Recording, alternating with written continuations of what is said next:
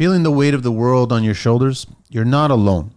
Working in the trades can be tough, long hours, physical demands, and the constant pressure can take a toll on your mental and emotional well-being. It's time to invest in you. Steps to Happiness Coaching offers personalized support to help you manage stress and improve work-life balance, build resilience and overcome challenges, enhance your relationships on and off the job site, and find purpose and satisfaction in your work. Life coach Teresa Greco understands the unique pressures of your world. You'll learn practical tools and strategies to unlock your inner joy. Let her help you build a stronger, happier you. So don't let stress hold you back. Schedule a free consultation today.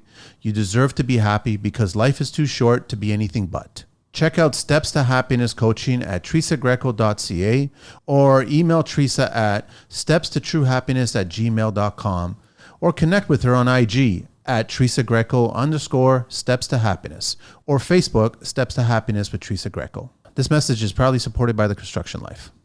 Hey, Teresa. Hi. So good to see you again. It's been so long since we've had you in the studio. It's been so long. We've spoken a few times, but just through text messages, or we'll do the Chickmunk voice recording thing on WhatsApp.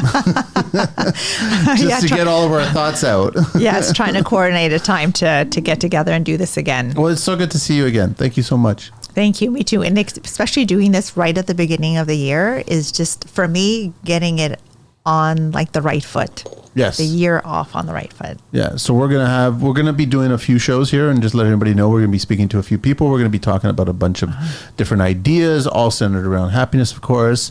So we encourage everybody, and obviously these shows are gonna be a little bit shorter. They're not gonna be the full length ones because we want to just focus on certain details and let everybody listen to them and enjoy them. And then I'm excited about our first guest.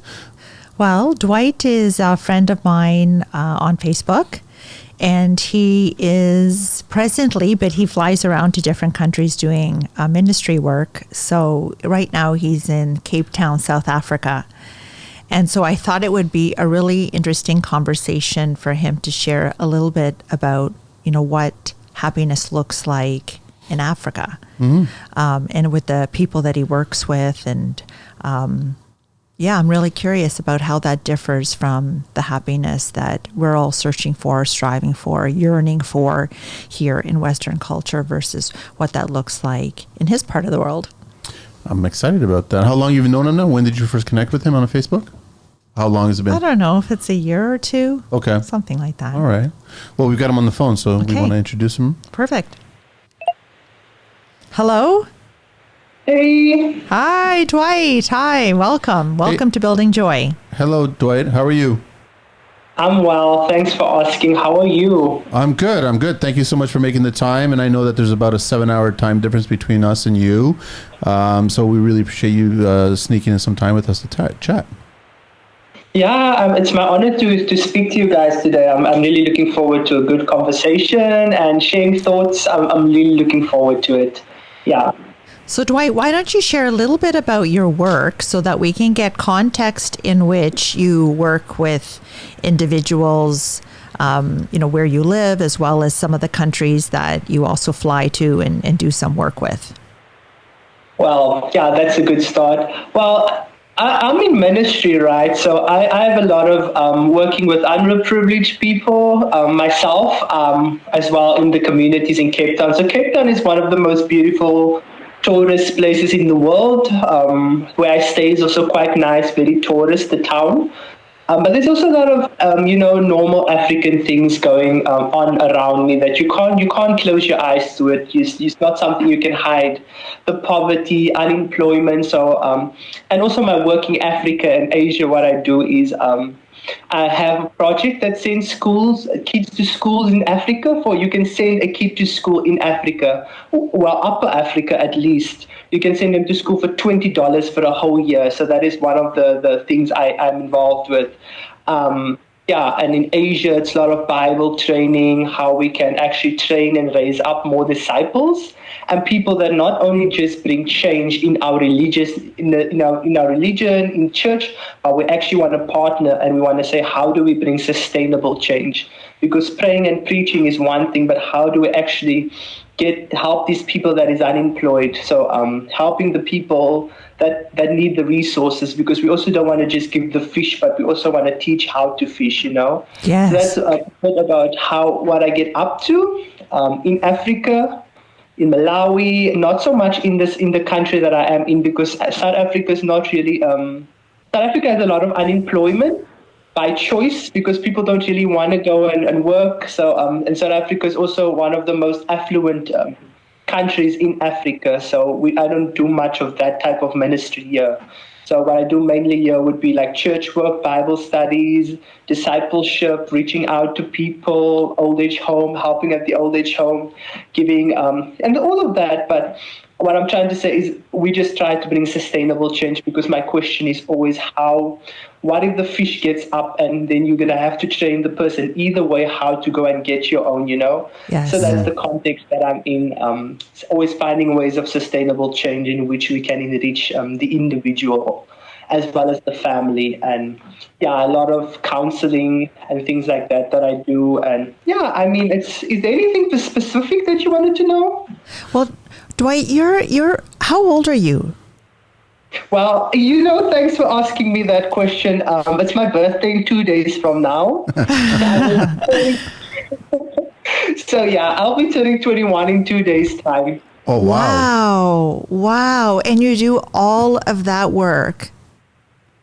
Well, I don't do it by myself. I have a good bunch of friends that is really, always wanting to serve, always wanting to help, with the little resources they have, be it their time, be it their funds, be it anything. I'm really grateful to have friends that is always, willing to help with what they have, their time, and come and volunteer and come and assist and even come and challenge the way I think sometimes, which is the best, because, it's so easy to be conformed to one way of thinking. But then I speak to my friends, especially from the States or Canada or from Europe, from different continents, and I get challenged in the way I do ministry.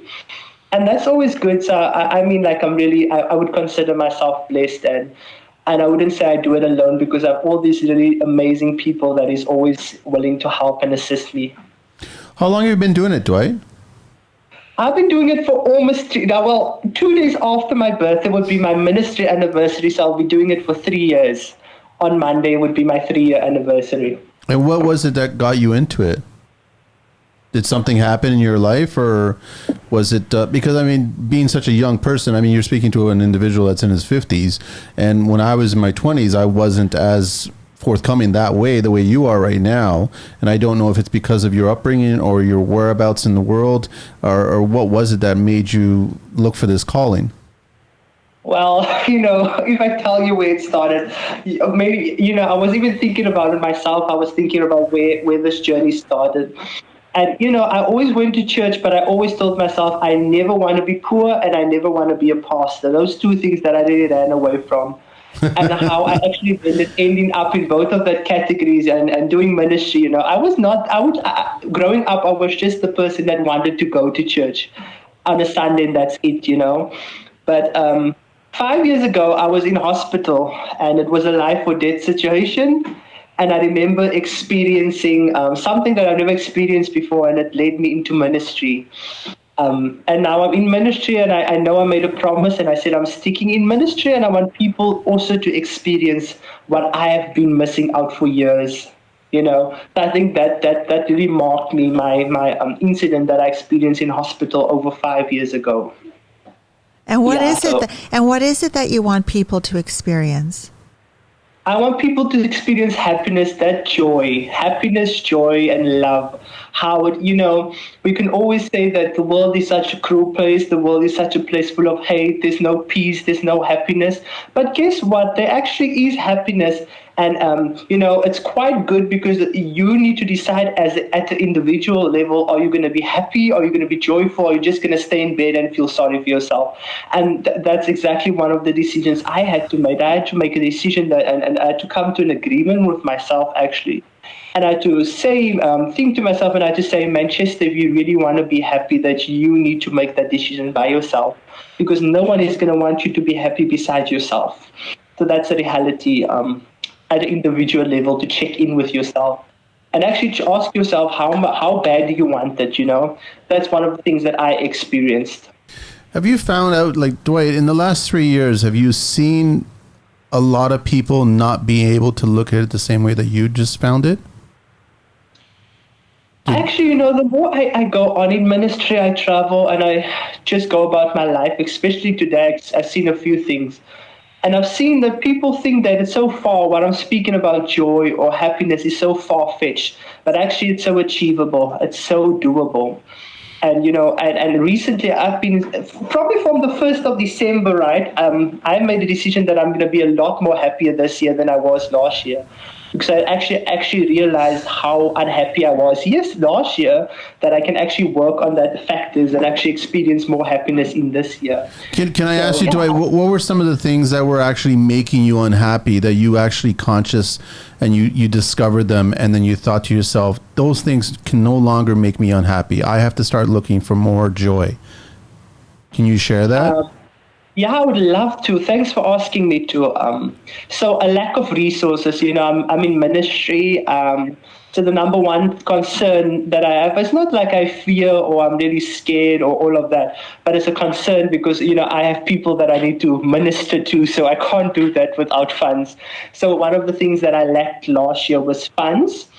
And also, I didn't really have a good support group around me, not even speaking about the finances. So last year, there was a car accident. I'm sure if you guys Google it, it should pop up. It's an accident by YWAM. It's called a Tanzanian bus accident. And I lost quite a few friends in that bus accident last year. And they were all coming from Hawaii, and they were coming to South Africa, and many of them passed away in that accident. And I lost many of my good friends as well. Wow. So yeah, I lost many good friends to different to them losing their lives in different ways last year. So I was so focused on losing them that I actually almost lost a part of myself. Wow. So yeah, and that's the reality. We lose material things, we lose people. That actually does hurt. A divorce does hurt. Yeah. Things like that does hurt, but we also should make a decision to actually rise up again, rise up still, and choose to be happy even in that situation, because that is what it's about. And I like to, as you know, I've complained about, the one reason that I was not as happy or I was struggling to have much happiness last year was based on finances. But now when you look at it at a different perception, someone in the States that could be earning $1,000 a day could be feeling the same way I'm feeling.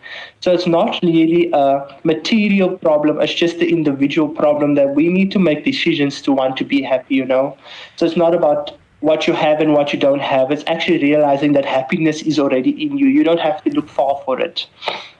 And so what do you do to tap into that now that you've recognized that? Because everything that you're sharing is exactly in alignment with, how I talk about happiness, that it is a choice, but it's a choice to recognize that it's a part of who you are. That I believe that happiness is an innate part of our spiritual self, the infinite, eternal part of us that once this body dies one day will continue to live on. And that part of us is always loving, at peace, and happy. And when I listen to you in your, saying exactly, speaking my language, saying that it's a choice, that we can recognize that it's within us.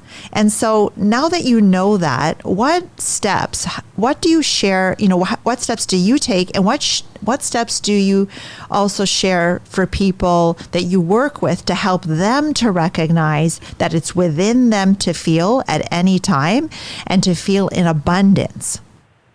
Yeah. So on that, I want to share something. I wrote a book on this scenario about happiness and how you actually tap into that whole thing.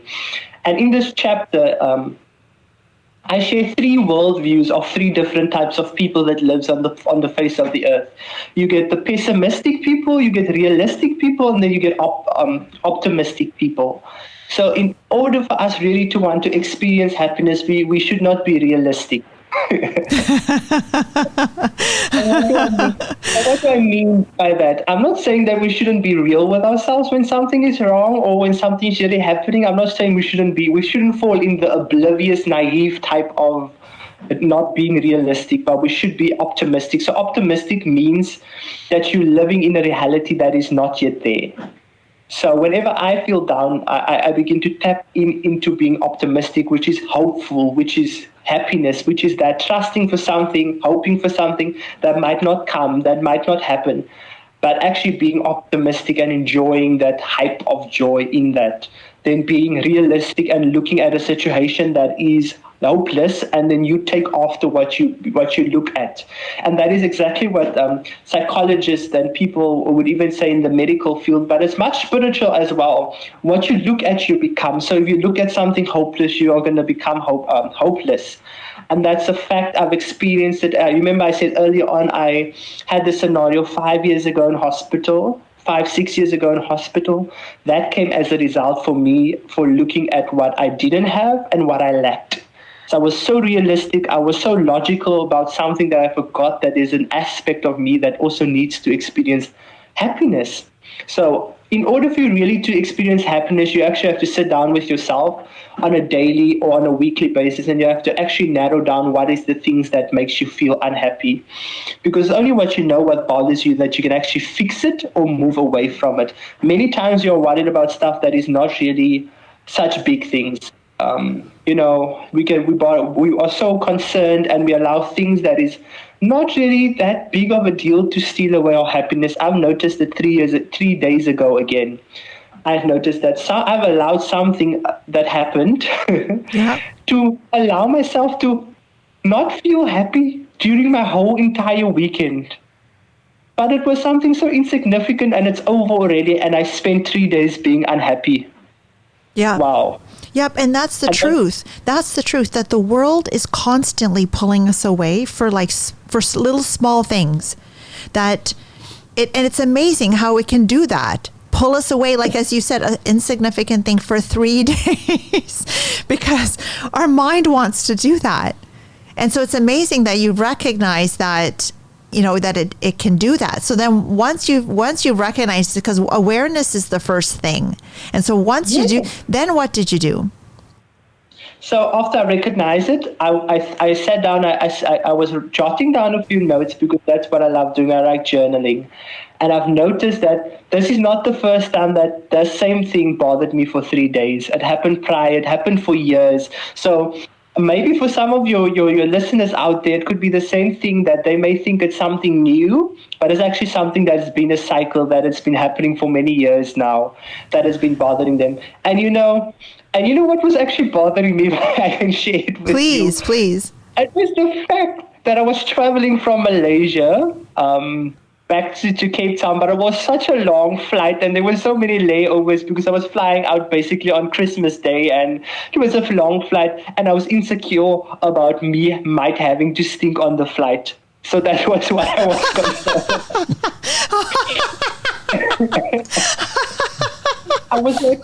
I was so concerned that I might stink, because I've just been spraying spray for Oh the my first God. 8 hours. And you know what's so stupid about that is, because everybody else on the 40-hour flight journey back to Cape Town from Malaysia is also stinking. So it's not Yeah, exactly the same situation. Yeah, but you know what? It is simple things like that. Like I work with students as an educator, and students are so consumed by the same things: pimples on their face, what their hair looks like, if their makeup's out of place, if they're not dressed a certain way, that sometimes it is just these like little self-conscious things that worry us to the point that it interferes with our happiness for that particular day. And listen, it was 40 hours, right? And think about it. There were stopovers and layovers like in Dubai and so I got a chance to refresh. It was not that big of a deal. And that is just it. And there's a toilet on the flight. So I went to refresh every now and then, because I love looking good. It's something that I'm just used to. But guess what? It wouldn't be even a big deal if I did stink, because I was not even stinking at that time. I was concerned about me having to stink. In the fact, and you know what's that? Today I met up with a friend for lunch, right? We were strategizing and all of that. And I walked into a place and she said, "Manchester, you smell so good." But the fact is, I didn't even know I smell good. And the same probably on the flight. I probably did smell good, because I know I didn't stink at that point. but because I was so concerned about something that did not even happen because I thought it was going to happen. There was a bathroom. I went to refresh. I didn't end up stinking even. But you get what I'm saying? We're concerned about things that might not even happen that will affect us. Right. It's true. It's true that, so, happiness is found in the present moment.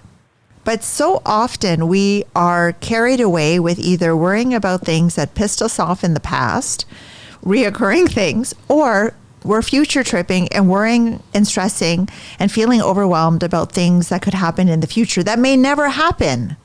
And so as you were saying, I was like, yeah, here you were worrying and doubting, stressing yourself out over a situation that probably didn't even happen, like you said. It was probably fine, but we're so often caught in these cycles. Yeah. And you know what's the crazy thing about this whole thing is on the flight, because I love flying. Oh my word, I love being on a plane. And I didn't even enjoy the food on the flight. I didn't even look out at the window once because I was keeping my arms, down all the time. I was like, I'm not even lying to you. I'm not even joking. I was keeping my arms down the whole time. I was like, I don't want to stink. You know what was the sad thing even about me now thinking about it? My arms was down. I had a whole row of three. I was sitting on the plane with 3 seats on each side. Wow. And I had 2 seats next to me that was open. So even if I did stink, no one would have been next to me to smell it in the first place. And you probably didn't even enjoy the fact that you were not having to sit beside people. That's a luxury. That's a luxury on a flight, not having to sit beside someone. I felt like it was business class. Right? Yeah, exactly. We are concerned about things that won't even affect us in the first place. Personally, me, most people don't know this about me, but I've never been a fearful person. So, and when fear kicks in, it actually destroys happiness. It destroys hope, which actually births happiness. Yes. So that is the biggest thing that we all as individuals need to be careful of, that fear is one of the things that most of us need to deal with because that is what derails us from being happy. Absolutely. Can I ask you, Dwight, that is time another one that robs people of their happiness? And the reason I bring that up is that we're at the start of the new year for 2025, and obviously a lot of people reflect at the end of last year, 2024, and they look at what they did or didn't achieve last year and wondering what they will achieve or don't achieve this year, and then time starts to chip away at their happiness. Is that something that happens?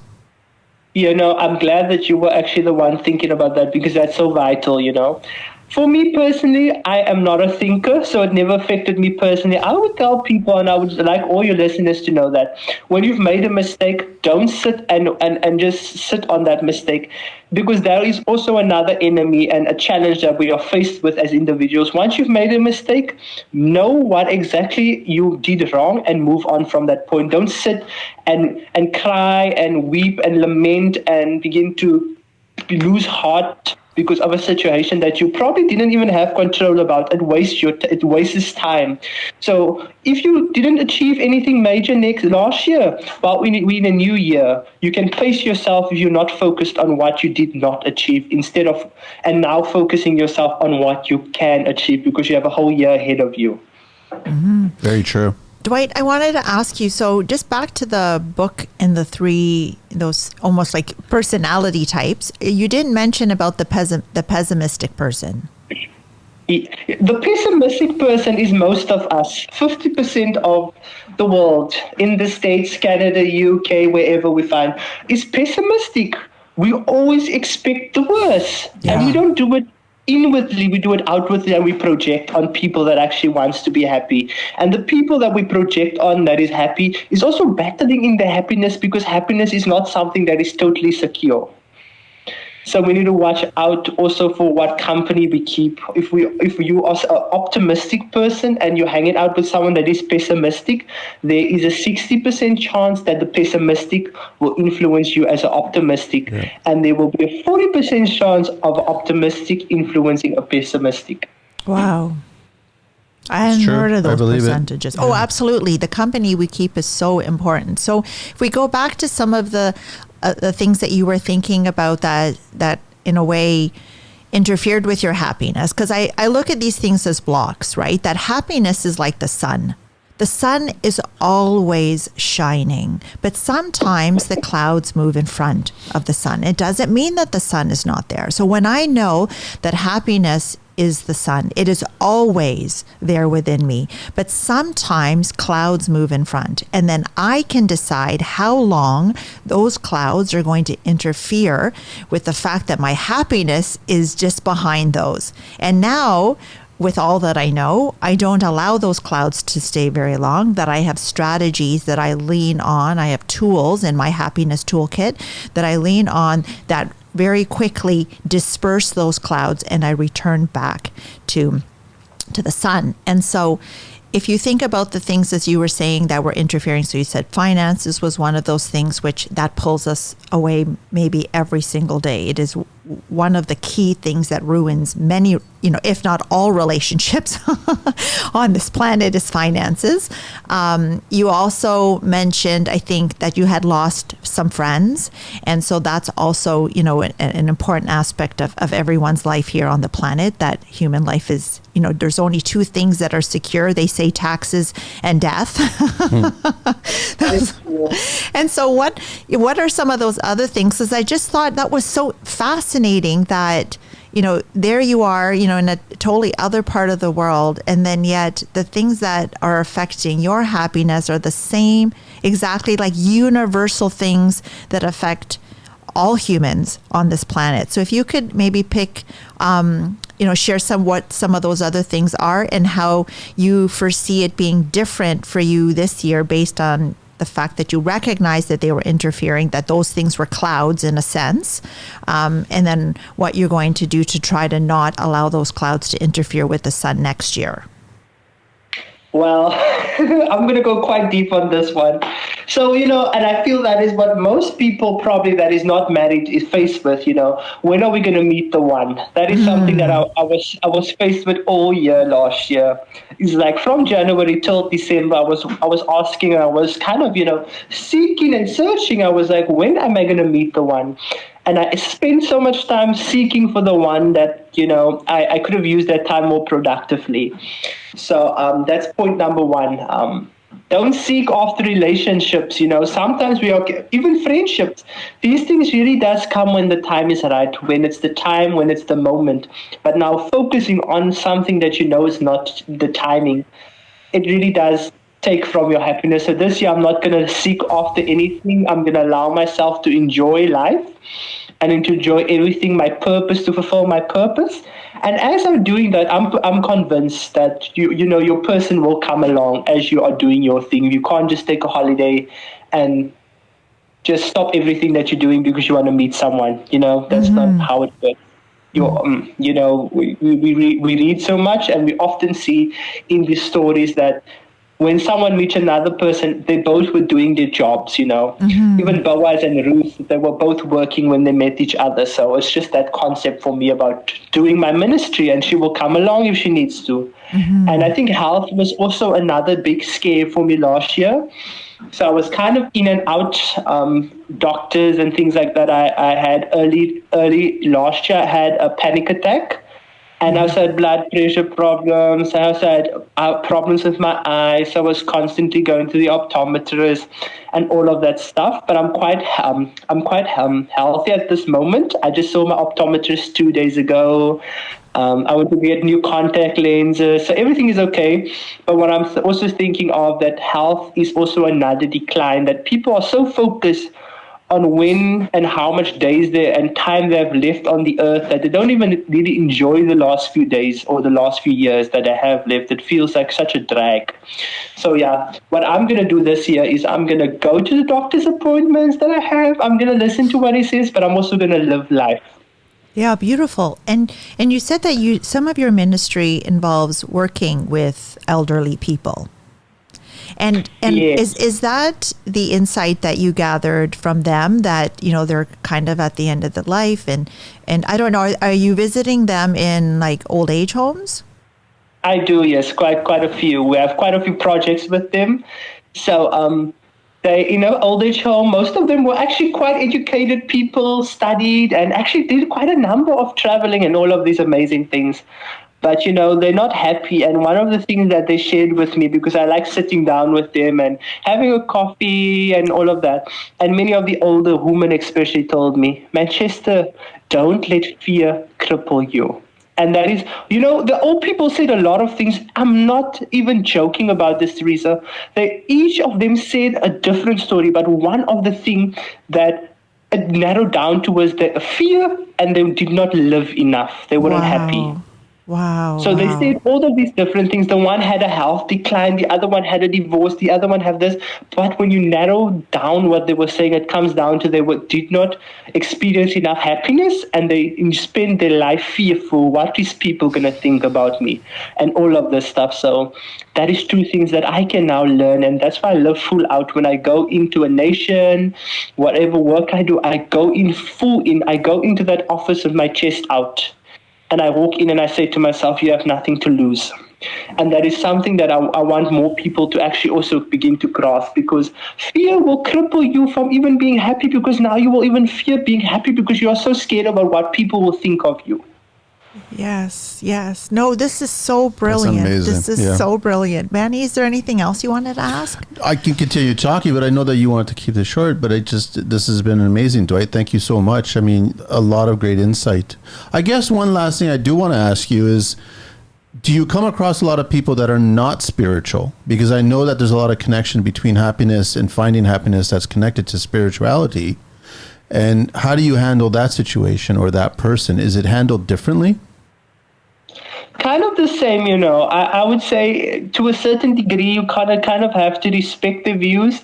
But I think that everybody has a worldview, and especially in the continents that I've visited. I've never been to Europe or anywhere else where the atheist rate is quite high and people don't really believe in anything. I'm not sure about that. I never met anybody I met atheists and people like that in South Africa, but I've never met someone that doesn't believe something. So I never really had that encounter. In Asia, people believe in weird stuff, but it's always connected to joy. And the same in Africa. Africa's a joyful nation. So I really never had much encounter with people that does not believe in joy or happiness to a certain degree. Dwight, can I ask, in even a continent that experiences poverty, extreme poverty, and some of the challenges that you mentioned at the beginning of the interview, how do they, when you say, but it is still a nation of happiness, it feels like for me here in Western culture, like such opposition to each other. Because here we think, well, how could you be in extreme poverty, but then yet still be a nation of happiness? Because the misconceptions of where happiness is found, that we believe that many of us, because there's so much marketing consumerism, that it's found in our possessions and it's found in the things that money can buy. So that it's found in experiences, right? That, oh, I'll be happy when I go on that vacation. It's tied to people's professions and the things that they own. I'll be happy when I pay off my mortgage or I buy that first house. I'll be happy when all of the things that money can afford. If you could speak a little bit to that, almost like a dichotomy, really, in that you experience and how it might be different, that we here might be able to see it from a totally different perspective of how happiness is. I mean, because it's not. Happiness is an innate quality of who we really are. It has nothing to do with any of those things. Is it because people in your part of the world, on your part of the planet, understand that?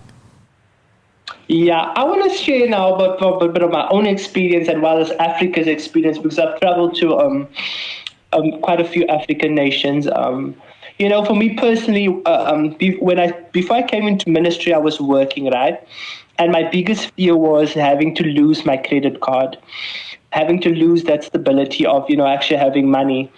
And it kept me like kind of paralyzed, if I want to use that word. It kept me fearful for a long time and unhappy. But in the end, I didn't lose the credit card until like years after. But what I'm trying to get to is, in Africa, it's not really about what you have. It's rather about who you have. It's about the friends. Teresa, you're so welcome to come to South Africa. South Africa is quite the western part of Africa.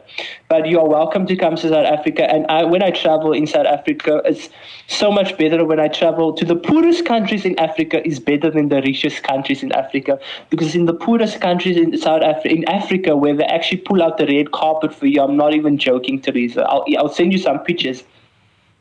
Doing ministry, they pull out a red carpet for you and they give you their last food that they have.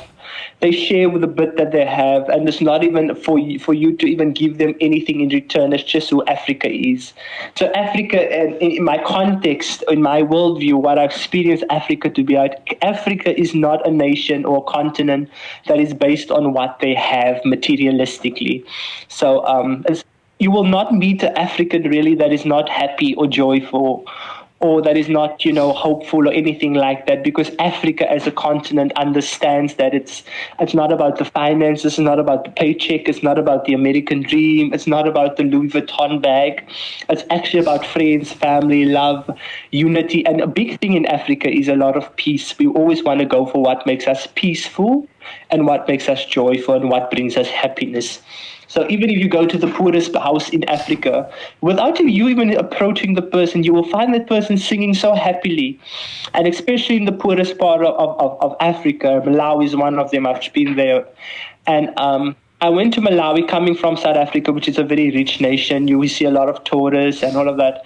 And I've seen women and men that just lost their children. I'm speaking, Teresa, their whole family. Like there was this one refugee that lost the whole family of 5. And I didn't know that. And I was supposed to minister to her. But when I encountered her, she actually ministered to me, because now I can learn a lot from a woman who lost a husband and 3 children. Wow. In 1 week, that is actually singing and shouting and going about the day dancing. And yeah, I am complaining.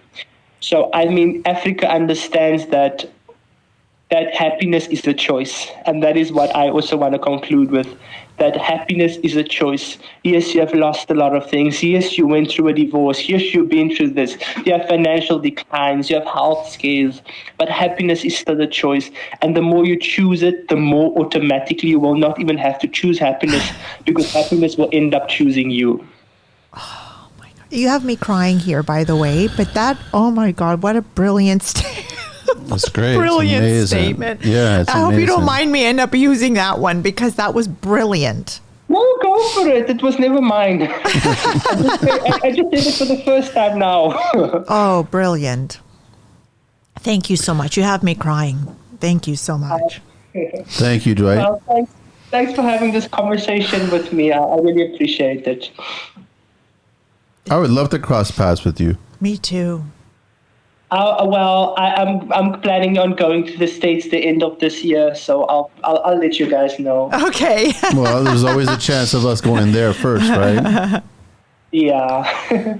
I'm planning a little ministry visit to the States closer to the end of this year. Thank you very much, Dwight.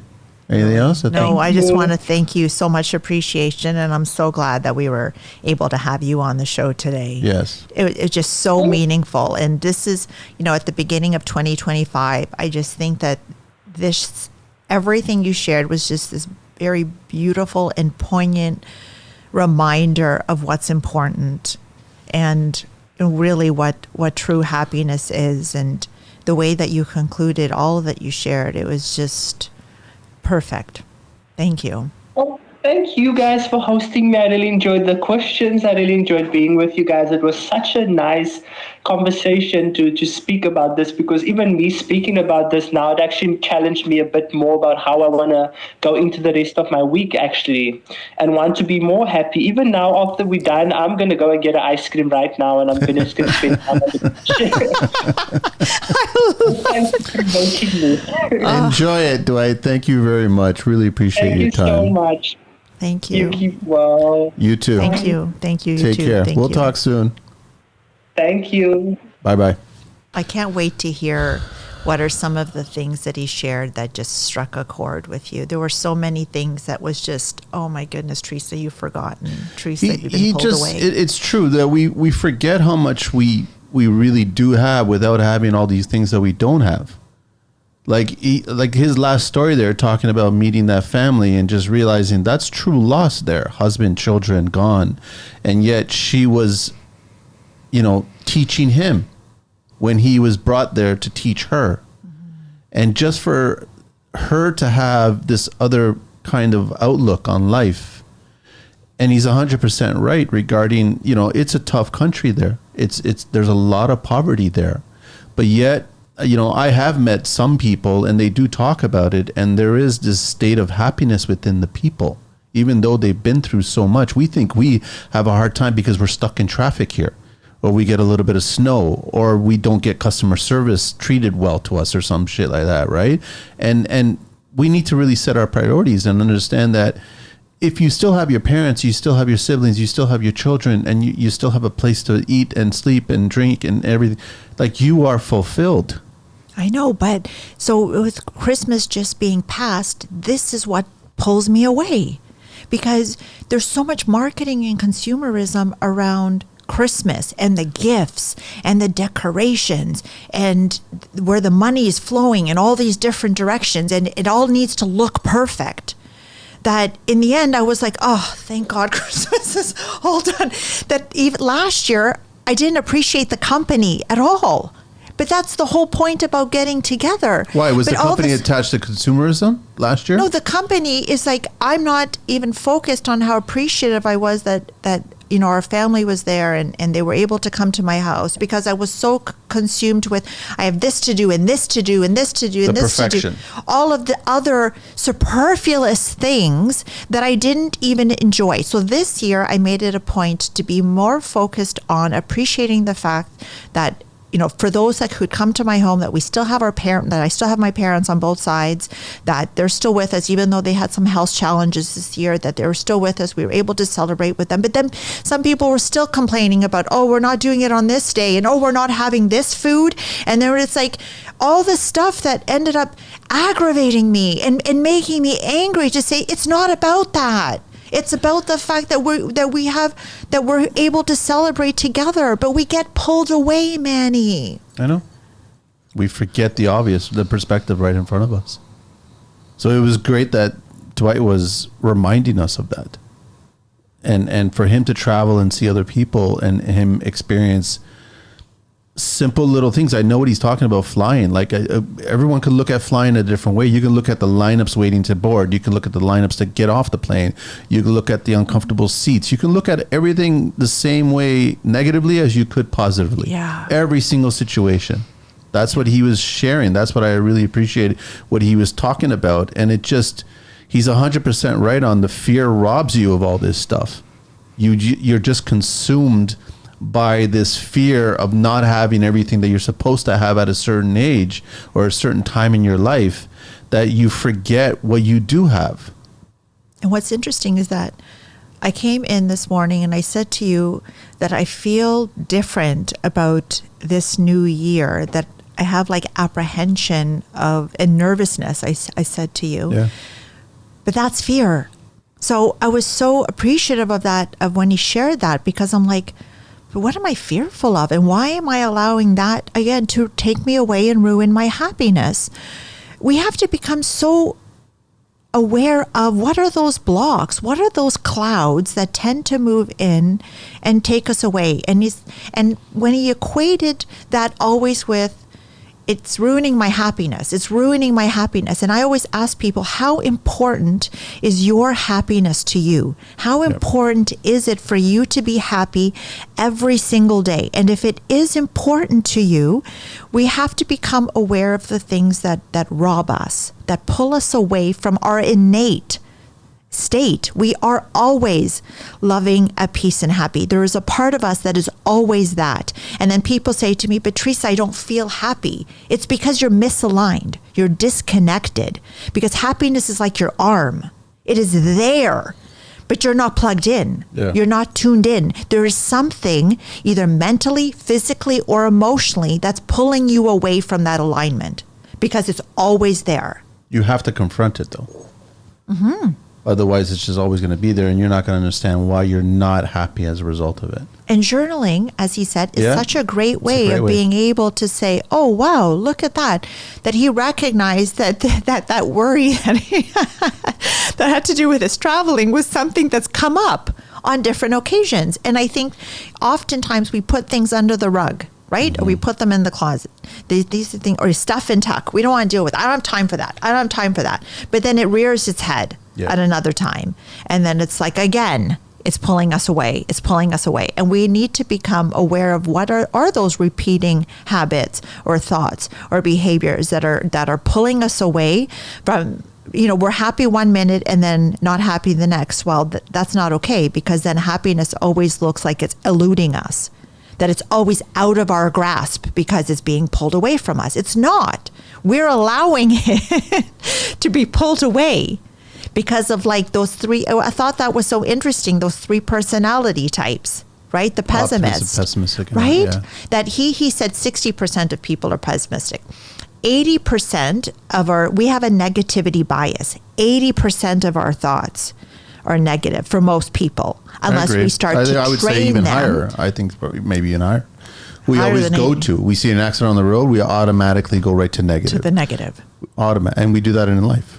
And it is technically supposed to be a survival thing, right? Yeah. To help us to stay clear of the things that make us feel uncomfortable, right? No, you don't want to do that because last time you screwed up. You don't want to do that last time because people laughed at you. You don't want to do that last time because you felt uncomfortable. You don't want to do that last time.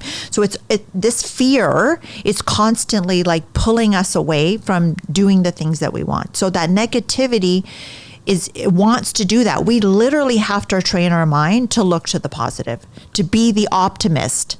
Because if you're just the realist, then you're just stuck in what is. And the what is, all you have to do is look at the news, go on social media, and the what is sucks in lots of ways. Do you ever ask yourself, Teresa, why you're not happy? Or do you also ever ask yourself why you are happy? When I'm not happy, because of all the work that I've done, I recognize that happiness, as I said, is the sun. We are always happy, but we are disconnected from that. My mental self pulls me away from my happiness every single day because my thoughts will bring me in a whole different direction. I wake up in the morning happy. All of us do. But then the tendency to look to your phone and check your emails Starts to make you unhappy. Right away. And you're like, oh God, I have all this to do today. Oh God, I have to deal with this person at work today. Oh God, I have like the weather sucks. Oh, this is right so away. You were sleeping, you were totally happy while you're sleeping, content, and then you wake up and boom, the meter of happiness starts to drop. Yeah, right away. And so I try to preserve my peace because happiness is also peace. I try to preserve that. I don't go reach for my phone. I don't. I try to stay in that peace for like as long as I can, even if it's like an extra 10 minutes or whatever. And I start to set an intention for the day, that today is going to be a great day. Today is going to be a good day. And then when I feel like I'm ready to step foot, usually I give gratitude for just waking up. So I have decided, I don't know if it'll happen, but I have decided that I would like to leave this earth by going to sleep one night and not waking up. That would be my desire. That I was like the luckiest person would be to just die in their sleep. You think, you could lay your head on the pillow and then that's it.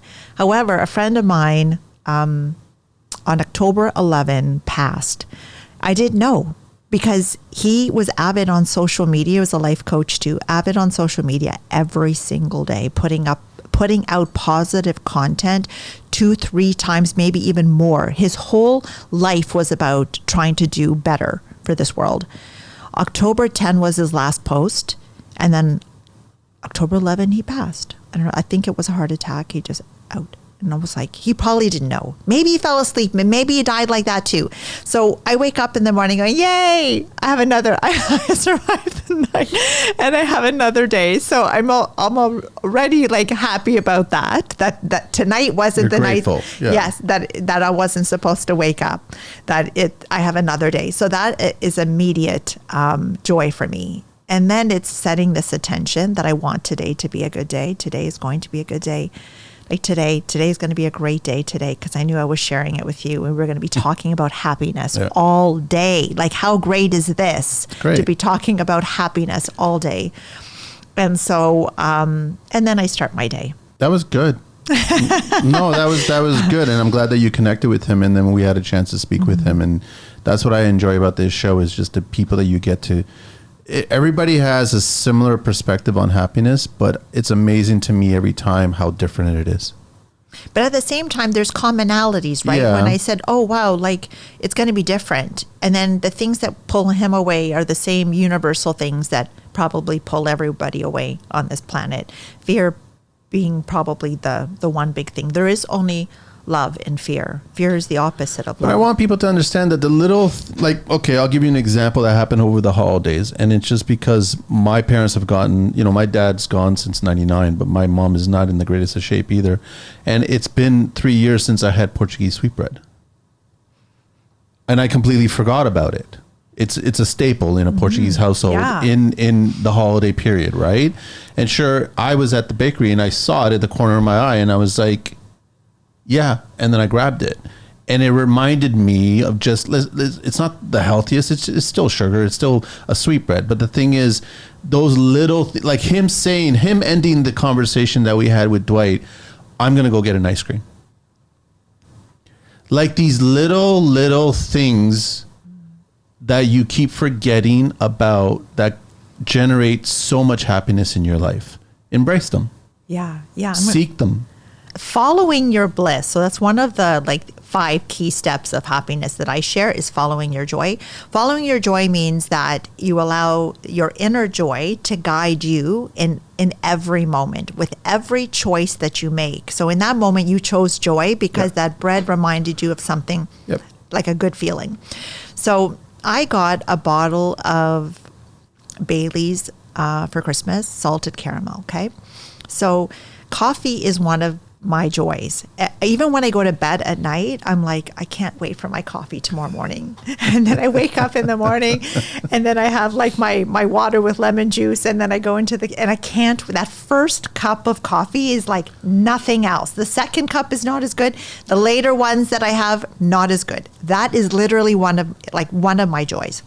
So following your joy means in every moment you choose what is a little more exciting. So I usually have a cup of coffee with just cream, but I got this bottle of Bailey's salted caramel flavor. And I'm like, okay, in this moment, which do I want to choose? Do I want to have it with cream or do I want to have it with Bailey's?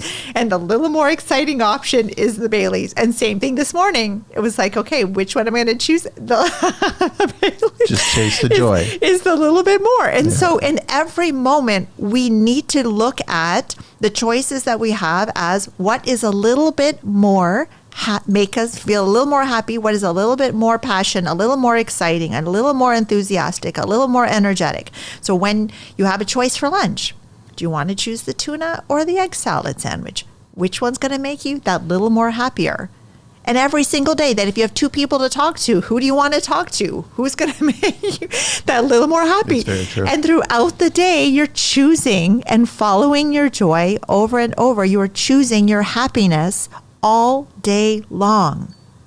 And imagine then you reach the end of the day saying, wow, that was a pretty good day because all day long I chose my happy. Even if somebody comes, some rabid person comes at you, you're right, you're at work and someone's like, your joy could be like, you know what? Sorry, I really have to go. I have a call that I have to make. Oh sorry, I really have to go. It's still 2 choices in front of you. Right? You could either sit there and listen to the misery and let this person or you can go and find some joy. I know, simple as that. And let this person offload on you, and then you're commiserating there because how many times do people make that choice at the water cooler? And like how we said, it's going to rub off on you or you're going to rub off on them. Yeah. Those are the 2 choices. And as that's well. allow you choosing to allow that person to rob you of your joy by continuing to stay there and engaging in that negative conversation. And how many times do people choose that? Whatever workplace they work in. that they allow some miserable person to come in and bitch and complain about what went wrong and la la la, instead of saying, you know what, sorry to cut you short, but I need to go because I have to make this call. Whatever excuse you have to make, because you need to choose your joy, and listening to that person is definitely not choosing your joy. It reminds me back in my 20s, back in the film days, there was a gentleman there, Curtis, he's no longer with us. Whenever there was a conversation going on and he didn't see any value in that conversation, if there wasn't any happiness towards that conversation, he literally would just walk away from it. It could be a mid-sentence, he would just walk away. And I never really, it was his thing. It was his character. That's what it was. But I could see it now from meeting you and talking to you so many times. He was just like, this is not serving any purpose whatsoever. I'm out of here. I don't even have to say I'm leaving. I'm just literally walking away from, and I could see the sanity because of that. And I could see myself doing that now. And I've said it to certain people in the last couple of years. I just said, listen, I don't want to be around that person. That person doesn't add any positivity to my life. So I'm not interested in being around that person. I'm sorry. It's as simple as that. So I will avoid any scenarios of being around that person. Yeah. No, setting up boundaries is one of the happiness strategies, right? You have to. Is creating healthy boundaries. But also with your device. Oh, absolutely. Because most people just go to it to fill time. Yeah. And then they end up wasting time. Yes, thank you so much for that. You know, there was a time when before devices, when if you were in line at the grocery store waiting to pay at the cashier, you were at the bank, and you just had to stand there and look around, and people look and maybe daydream about something or space out, whatever. But now everyone fills those voids of time Head down. You look at even so I'm in high schools, you know, a couple times a week, whatever, and I look at all of the kids, because in elementary it's different.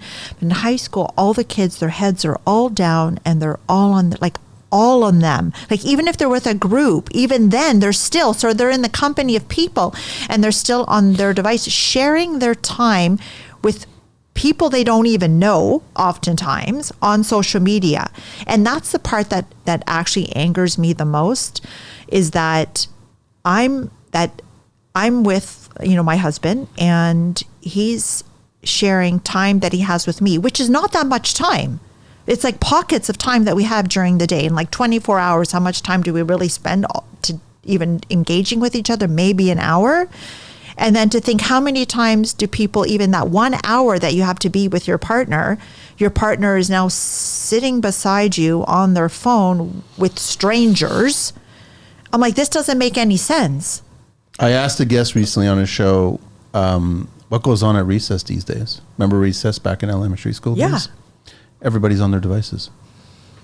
And it blows my mind. And I think I'm pretty sure, I'm confident without even looking at the data nowadays, I think more people are spending time on their devices than they are actually sleeping. And we already know we sleep 1/3 of our lives by the time we get to the end of it, if we make it a long trip.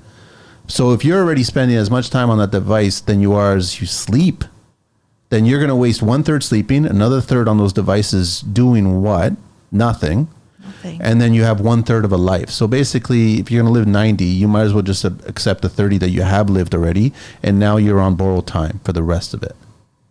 Wow, that's an interesting way of looking at that. Think about it. We all get the screen notifications and being told how much time we spent last week on these devices. Yeah. They're getting up to the hours now, right? Yeah. So it's like, I can only imagine these kids, if they're spending it at recess, if they're spending it while they're waiting in line to do things, get things done, or they're spending it in between traffic and what time's going on, they're consuming so many hours on those devices, and then they forget what's around them. And I actually like just sitting around and just discovering what's going on. So he's right. Everybody's right about, like, this time thing is very, very important. So unfortunately, if there's people around your life that are just robbing you of that, then just walk away from them. Don't even have to be polite about it. Doesn't matter. But making sure, though, that the reasons why you're walking away when we say, okay, they're not serving me. So one thing that you said was that person is stealing your joy. That's one thing, okay? So they're like those energy vampires, and they're just coming up offloading, their junk on you. That you don't need.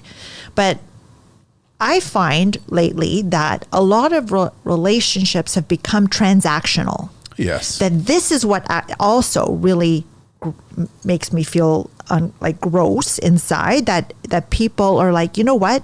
I have nothing to gain from this individual, right? That transactional is unless you benefit from somehow engaging with this person, that you're going to get something out of it, then they're willing to give you some of their time. But if they're going to get nothing out of it, then they're just like, I don't need to talk to you anymore. And you're just like canceled. And I'm like, oh, wow, when did people become so disposable that if you have nothing to gain from this relationship, well, you know, they're out. You're right. It becomes transactional. That's gross. I agree with you. But why is everybody like, this is the selfishness, I think, of what's happening, is that unless somebody has something to gain from their interaction with you, they want nothing to do. But I think as you get older, you smell all that stuff out. You can sense it. If those people are seeing that time with you like that? Exactly. If they do, then you realize, hang on. And then vice versa too. If you're wasting somebody's time, listen, like there was a friend of mine years ago that wouldn't reply back to texts. It would be days, sometimes weeks, right? So I had this vision in my head that he was seeing a notification, because everybody sees the notification, and ignoring the notification. That's how valuable I was to that person. So basically I said, okay, I'm done. I'm not going to text you anymore. I haven't spoken to him in years. And that's just how I look at it. I made the effort to try to connect and do a text and send and, let's get together, let's do this or whatever. But then the ignoring of that text and then getting back to me days, weeks later, it just showed you how important you were to that person. Mm-hmm. No, and I've eliminated that. We've talked about this before too, that the number of people that I feel that I could count on if I was in the hospital or I really need something is far and few between. That unless I feel like I'm providing value for someone and they appreciate the value that I'm bringing, that I try to bring my true and authentic self, and I try to bring my happiness. I try to bring the best of who I am in every situation, that I'm not the negative Nelly that's going around spewing. I'm not that person at all. So if I'm giving you my time, because time is so precious, and you don't value that, then I don't need to be with you. Yep. I could be with someone else. But that's not transactional to say that if somebody isn't valuing you and your presence and what you bring to the relationship as, being able to set a healthy boundary between those individuals who are just using you because they want to go out with you to have like a good time, and they're only there with you when things are like... They're doing it to waste their time. They want to fill their time. It's no different than someone standing in line looking at a device. Mm-hmm. I'm just going to consume some time now, right? We'll get into it in another show. I want to wrap up this one now, but this has been that was a great. I'm so grateful that you connected with him and had Dwight on the show and talking about that, because he brought up some really good points that I think are going to stick with a lot of people. Okay, that's it. We're all done. Thank you. Thanks. Feeling the weight of the world on your shoulders? You're not alone. Working in the trades can be tough, long hours, physical demands, and the constant pressure can take a toll on your mental and emotional well-being. It's time to invest in you. Steps to Happiness Coaching offers personalized support to help you manage stress and improve work-life balance, build resilience and overcome challenges, enhance your relationships on and off the job site, and find purpose and satisfaction in your work. Life coach Teresa Greco understands the unique pressures of your world. You'll learn practical tools and strategies to unlock your inner joy. Let her help you build a stronger, happier you. So don't let stress hold you back. Schedule a free consultation today. You deserve to be happy, because life is too short to be anything but. Check out Steps to Happiness Coaching at teresagreco.ca or email Teresa at stepstotruehappiness@gmail.com, or connect with her on IG at Teresa Greco _Steps to Happiness, or Facebook Steps to Happiness with Teresa Greco. This message is proudly supported by The Construction Life.